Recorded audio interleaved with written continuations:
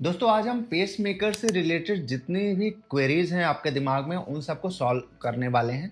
आज हम आपको बताएंगे कि पेस मेकर आपको ज़रूरी है या नहीं है, आपको पेस मेकर किन किन कंडीशन में लगाने की ज़रूरत पड़ सकती है, या पेस मेकर के डिवाइसेस कितने टाइप की होती हैं और कौन से डिवाइस को किस पेशेंट में लगाएं। तो दोस्तों कोई भी ऐसा इंसान जिसकी धड़कन जो है वो अचानक से काफ़ी कम हो जा रही है, जिसके कारण उसको चक्कर आ रहे हैं, बेहोशी आ रही है, ऐसे इंसान को पेसमेकर की नीड पड़ सकती है। तो उसको अपने कार्डियोलॉजिस्ट के पास जाना चाहिए। वो आपका ईसीजी करेंगे। ईसीजी में अगर ब्रेडिकार्डिया होता है, ब्रेडिकार्डिया का मतलब है आपके हार्ट रेट अगर 60 से कम है, तो आपको प्रॉपर इवैल्यूएशन के बाद आपको पेसमेकर की सलाह दी जाएगी। और अगर आपके कार्डियोलॉजिस्ट बताते हैं कि आपको पेसमेकर की ज़रूरत है, तो अगला क्वेश्चन जो आपके दिमाग में आता है कि आखिर पेसमेकर कौन सा लगवाएं। तो आजकल मार्केट में कई तरह के पेसमेकर अवेलेबल हैं, जैसे single chamber pacemaker, double chamber pacemaker, conduction system pacing, जो कि एक लेटेस्ट डिवाइस है जो कि हार्ट को बिल्कुल नेचुरल हार्ट की तरह, जैसे नेचुरल हार्ट का एक कंडक्शन सिस्टम होता है, इलेक्ट्रिकल सिस्टम होता है, तो उसी तरह से एक नेचुरल कंडक्शन प्रोवाइड करता है जिससे हार्ट प्रॉपरली एक रिदम में कॉन्ट्रैक्ट करता रहता है। तो ये एक लेटेस्ट डिवाइस है। तो दोस्तों अगर जिस इंसान को पेसमेकर लगना है उसकी लाइफ एक्सपेक्टेंसी अगर काफ़ी कम है, अगर लग रहा है कि उनकी लाइफ बहुत ज़्यादा नहीं बची है, उनको मल्टीपल अदर कोमॉर्बिडिटीज़ हैं, तो सिंगल चैम्बर इनफ है उनके लिए। लेकिन अगर लाइफ एक्सपेक्टेंसी अच्छी है, उनकी फ्यूचर में वर्क कैपेसिटी अच्छी होने वाली है, या फ्यूचर में किसी रिस्पॉन्सिबल जॉब में काफ़ी लंबे समय तक रहने वाले हैं, तो मेरा मानना ये है कि हमेशा double chamber pacemaker single chamber pacemaker से बेटर होता है। उसका कारण ये है कि सिंगल चैम्बर पेसमेकर हार्ट के एक चैम्बर में इम्प्लांट किया जाता है, तो वो सिर्फ उसी चैम्बर को पेस करता है। उससे क्या होता है कि हार्ट के जो दूसरे चैम्बर हैं, जिन्हें हम एट्रिया बोलते हैं, या वेंट्रिकल से लगा हुआ जो ऊपरी चैम्बर है, उससे उसकी क्रॉस टॉक नहीं होती है, उससे सिंक्रोनी नहीं होती है, और उसके कारण फ्यूचर में अदर कॉम्प्लिकेशन होने का डर रहता है, हार्ट की पंपिंग होने का डर रहता है। तो डिफरेंट डिफरेंट कॉम्प्लिकेशन होते हैं। यही वजह है कि हमेशा डबल चैम्बर पेसमेकर ही प्रेफर किया जाता है। डबल चैम्बर पेसमेकर में 2 लीड होती है जो हार्ट में इम्प्लांट की जाती है। एक लीड राइट एट्रिया में इम्प्लांट होती है और दूसरी लीड राइट वेंट्रिकल में इम्प्लांट होती है, यानी हार्ट के 2 अलग अलग चैम्बर में लीड इम्प्लांट की जाती है, जिससे हार्ट में प्रॉपर सिंक्रोनी मेंटेन होती है। यानी एट्रिया पहले कॉन्ट्रैक्ट करता है, देन वेंट्रिकल कॉन्ट्रैक्ट करता है, जो कि एक नेचुरल हार्ट में जो अरेंजमेंट होता है, जो नेचुरल हार्ट जैसे कॉन्ट्रैक्ट करता है, उसी तरह से वो पेस मेकर भी एक्ट करता है हार्ट में, और उसी तरह से हार्ट को कॉन्ट्रैक्ट करवाता है, जिससे कि फ्यूचर में अदर कॉम्प्लिकेशन और हार्ट की पंपिंग लो होने का खतरा स्लाइटली लो होता है।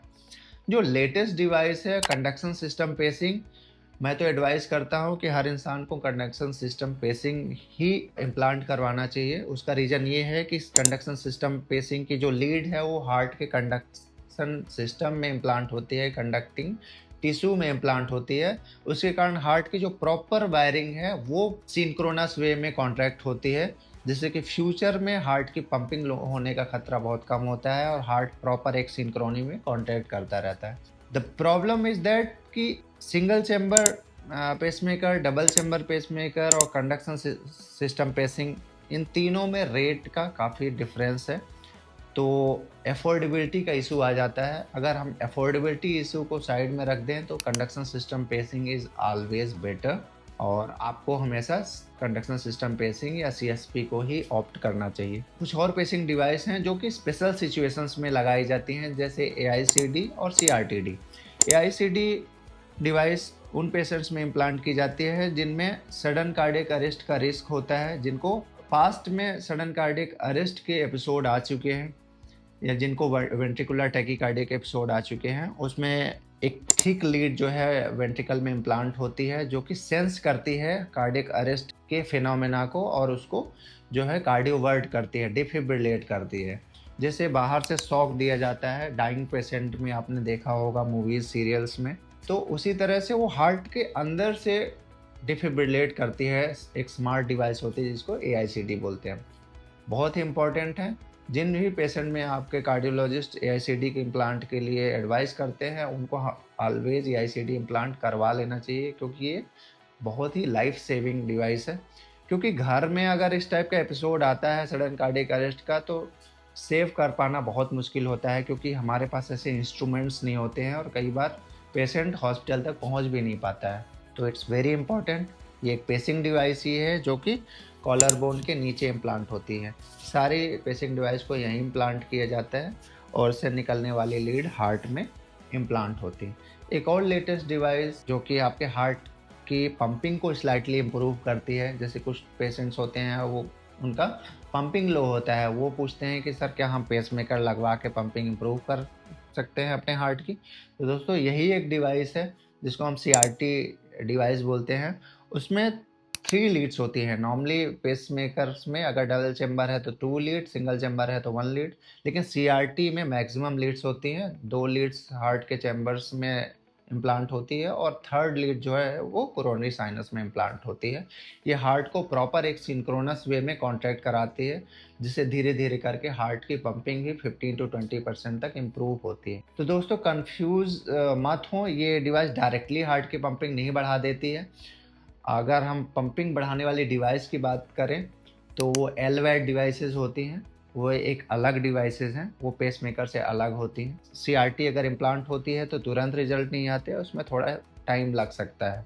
सबसे लेटेस्ट डिवाइस और सबसे एडवांस डिवाइस पेसिंग डिवाइस है लीडलेस पेसमेकर। वो बहुत ही रेयरली इम्प्लांट होते हैं और मध्य प्रदेश के गवर्नमेंट हॉस्पिटल्स का फर्स्ट लीडलेस पेसमेकर हमने रीवा में इम्प्लांट किया था। वो एक छोटी सी मिनिएचर डिवाइस होती है, कैप्सूल नुमा स्ट्रक्चर होता है, डिवाइस होती है जो हार्ट के अंदर इम्प्लांट कर दी जाती है। उसमें कोई भी लीड नहीं होती है, कोई बाहर एक्सटर्नल डिवाइस नहीं होती है, जिससे डिसफिगरेशन का जिन लोगों को डर होता है, कुछ लोग कॉन्शियस होते हैं कि हमारे जो है बाहर से डिवाइस दिख रही है, तो अगर उनको ऐसा लगता है तो वो लीडलेस पेसमेकर को ऑप्ट कर सकते हैं। कुछ लोगों में मल्टीपल टाइम पेसमेकर फेल्योर देखा गया है कि पेसमेकर लगा दिया, वो इरोड कर गया, फिर दूसरी तरफ लगाया, वो भी इरोड कर गया। अगर मल्टीपल टाइम्स पेसमेकर फेल्योर है, ऐसे पेशेंट जो है लीडलेस पेसमेकर के लिए ऑप्ट कर सकते हैं। तो दोस्तों ये थी सारी जानकारी पेसमेकर के बारे में, जिसका हम क्रक्स बता देते हैं। ऐसा कोई भी पेशेंट जिसको बार बार चक्कर या बेहोशी आ रही है, जिसको हार्ट रेट कम है, उनको पेसमेकर की नीड है। और पेसमेकर जो है वो single chamber, double chamber, conduction system pacing, AICD, CRTD या लीडलेस पेसमेकर के फॉर्म में डिफरेंट सिनेरियोज में आपको इम्प्लांट करने की एडवाइस दी जाएगी। अगर आपको पेसमेकर लगाने की एडवाइस दी जा रही है, इसका मतलब है कि आपको पेसमेकर लगाना ही है, आपके पास अदर कोई ऑप्शन नहीं है। इसलिए आप तुरंत उस ट्रीटमेंट को ऑप्ट करिए, क्योंकि डिले करेंगे तो आपको अदर कॉम्प्लिकेशंस हो सकते हैं। और डरिए नहीं, पेसमेकर एक बड़ा प्रोसीजर तो है, पर एक स्किल्ड कार्डियोलॉजिस्ट उसको ईजिली एक छोटा सा चीरा यहाँ पे कॉलर बोन जो होती है उसके नीचे छोटा सा चीरा लगा के उसमें ईजिली डिवाइस को इम्प्लांट कर देता है, जो कि 8 से 10 साल तक चलती है।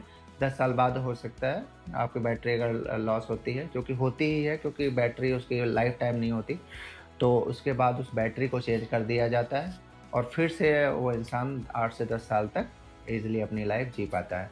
तो दोस्तों आई होप आपके जो दिमाग में जितनी सारी क्वेरीज रही होंगी पेसमेकर से रिलेटेड वो सॉल्व हुई होंगी। तो आप हेल्दी रहिए, हैप्पी रहिए, मोटिवेटेड रहिए अपने हार्ट हेल्थ के लिए, और दूसरों को भी हेल्दी हार्ट की हैबिट्स के लिए मोटिवेट करते रहिए। नमस्कार।